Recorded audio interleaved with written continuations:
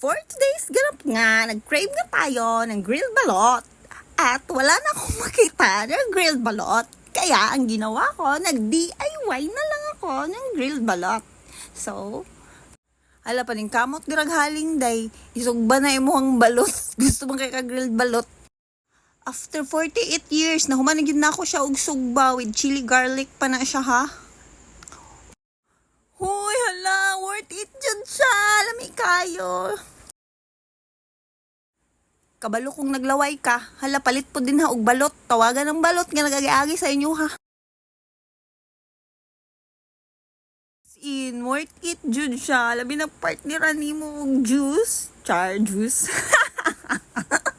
Juice jud girl. Hala, ladukag jud girl. Bitaw promise lami jud.